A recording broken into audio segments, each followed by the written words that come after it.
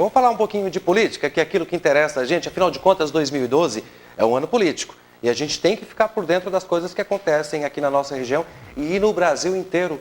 Eu vou começar exatamente o quadro João Paulo Mestre de hoje falando a nível federal, nível de Brasil. Porque nomeação de ministros, né, nível federal. Agora, João, o que pode refletir aqui na nossa cidade, na nossa região, essa nomeação aí da presidenta Dilma? Muito boa tarde. Boa tarde, Daniel. Parece tão longe a nomeação de um ministro lá em Brasília, ministro do Trabalho, que é um gaúcho mais radicado no Rio de Janeiro.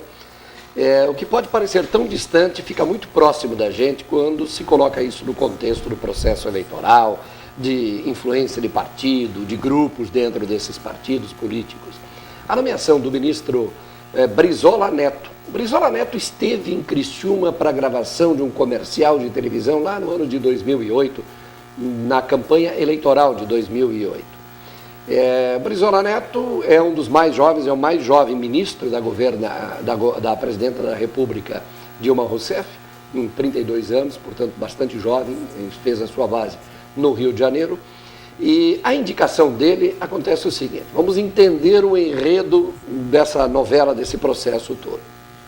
Estava na disputa para ser indicado o ministro, havia 3 nomes.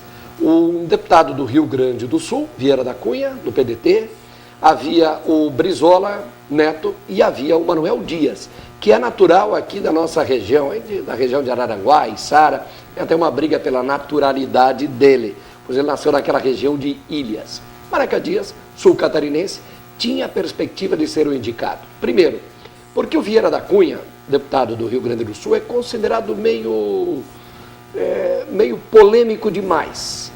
O deputado Brizola Neto também, polêmico, ainda muito jovem, sem aquela ginga de corpo para o processo político.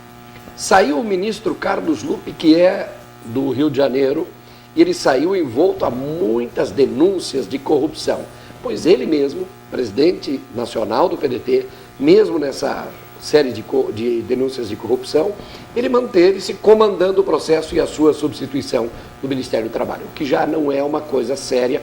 Fôssemos um país mais sério, o cara que é afastado não pode ser ministro porque ele tem algumas denúncias pesando contra ele, não poderia conduzir o processo da sua substituição, mas ele o fez. E o terceiro nome era de Manuel Dias, aqui de Santa Catarina. Manuel Dias, com toda a sinceridade, e conhecemos muito bem, ele não tem o know-how político para ser um ministro, não tem uma ficha para ser ministro de fato. Agora, os outros 2 também não tinham. Ele seria, diríamos, uma eminência parda nesse processo. Seria mais fácil de diálogo, de conversa, do que os outros 2 polêmicos nomes. Só que a presidenta Dilma, dizem, queria fazer um gesto de gratidão ao avô, Leonel de Moura Brizola, já falecido. E por isso teria nomeado Brizola Neto.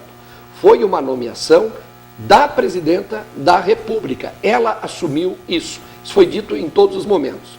Houve um momento, inclusive, que o presidente Lula teria dito a Carlos Lupe que a Ideli Salvati é quem vetou o nome de Manuel Dias. Eu estou contando esse enredo todo para o nosso telespectador entender toda essa polêmica, porque demorou quase 2 meses para a nomeação do ministro. Agora vamos à parte que interessa aqui em Criciúma. Se tivesse o Manuel Dias sido nomeado ministro, o PT está no governo com o PMDB de vice federal, em Brasília. Óbvio, o PDT aqui em Criciúma estaria coligado com o PMDB de Romana Remor e o PT de Zé Paulo Serafim. Ninguém mais discutiria isso, verticalizado, estaria o PDT sem chances de espernear por aqui. Não iria nem pensar em espernear, pois estaria satisfeito, teria um ministério, pesa muito mais do que qualquer prefeitura ou de qualquer cargos em prefeitura.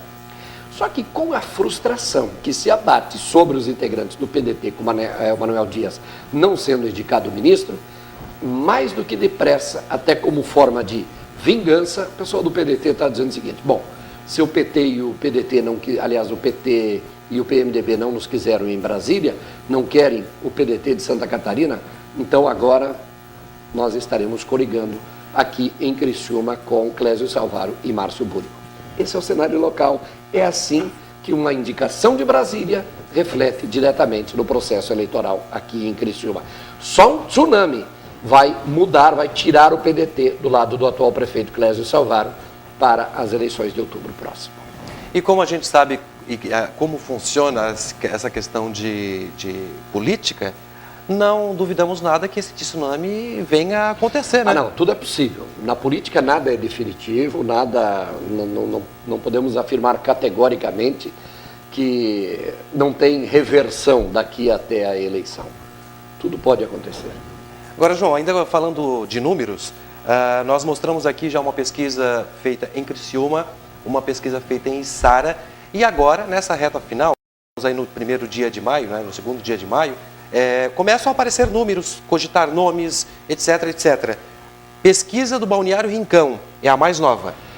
A mais nova pesquisa é do Balneário Rincão, ela foi contratada pela radiodifusora de Içara e foi publicada, hoje é uma pesquisa, está registrada no Tribunal Regional Eleitoral. Não vou trazer os números em detalhes aqui, mas comentar superficialmente. Décio Góes, na Praia do Rincão, tem ampla vantagem dos números hoje. A coligação de PMDB e PP, muito provável na Praia do Rincão, não consegue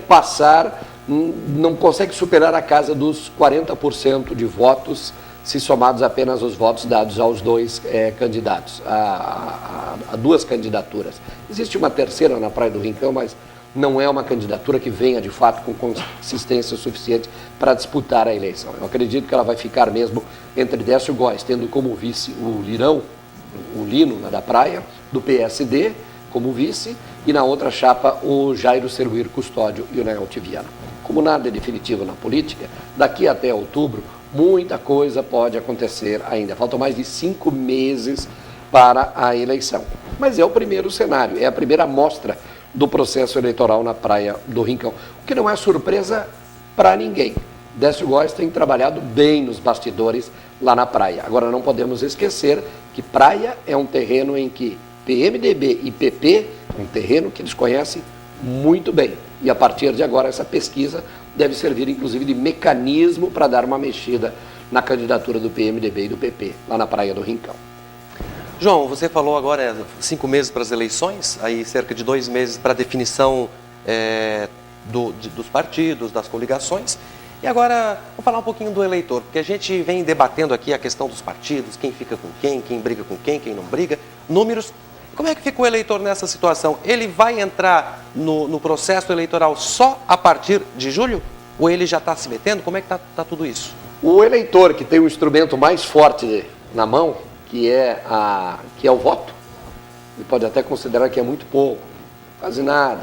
São mais de 120 mil eleitores em Criciúma, por exemplo. O eleitor é apenas um, mas esse voto tem um enorme valor. Se ele souber usar esse voto, ele tem importância sim. E o eleitor, para estar hábil para a votação, ele precisa prestar atenção. Até a semana que vem ele tem prazo para transferir o título de eleitor, para mostrar qual é o local de votação. Então, o próximo prazo do eleitor é na semana que vem a transferência de título de eleitor. Quem não votou nas últimas eleições tem prazo para regularizar isso até os próximos dias. Então, dê uma olhada no seu título de eleitor, que ele é um importante instrumento da democracia. E vote pela sua consciência. Na sua consciência, ninguém manda. Podem até tentar, de alguma maneira, comprar o seu voto, podem tentar persuadi-lo das mais diversas formas possíveis. Mas lembre-se, lá no voto é sigiloso, só você e a maquininha saberão em quem você votou. Vote conscientemente em quem pode trazer, na sua opinião, melhores condições para a cidade em que você vive. Então, essa questão de voto consciente, eu acho que a gente tem que bater a todo mundo. Não, dessa vez eu vou votar porque o outro pediu, dessa vez eu vou votar por isso. Olha, você está cometendo um crime e a vítima vai ser você, amanhã ou depois. E depois também não adianta reclamar, né? Depois de verdade. feito isso. joaopaulomesser.com.br, você acompanha na internet, na rádio Eldorado, todos os dias às 7 da manhã, programa João Paulo Messer, e na página 3 do Jornal da Manhã, ao vivo, aí com imagem, só aqui no programa Mais TV, diariamente, sempre ao meio-dia, com todas as informações da área política, tudo aquilo que acontece aqui na nossa região e no Brasil, né? Você já viu. Se você quiser participar com o João, é muito fácil. Você pode mandar uma mensagem de texto para o telefone 9979-3532, entrar na página do João Paulo Messer dentro do site tvcristilma.com.br e deixar lá o seu comentário, a sua crítica, se você concorda ou se você não concorda, deixa lá para que a gente possa também debater e ampliar esse debate aqui na televisão. A gente precisa de você, afinal de contas, como você falou, o eleitor é aquele que está lá em casa. É verdade, eu costumo dizer, eu gosto de ser provocado. Por favor, não entendam que o que se diz aqui, o que diz o comentarista político, é a mais absoluta verdade. Vá você formar a sua opinião sobre os assuntos, leia, busque informações, busque a opinião de outras pessoas. Você tem que formar a sua opinião. E vale você contestar a gente também aqui. Você pode fazer isso.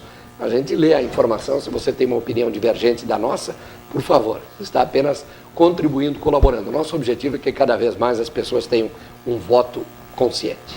E agora, a corrida eleitoral começa com mais ênfase, a partir de julho principalmente, a gente começa aqui a falar diretamente com nomes, né, e com os próprios candidatos às eleições 2012.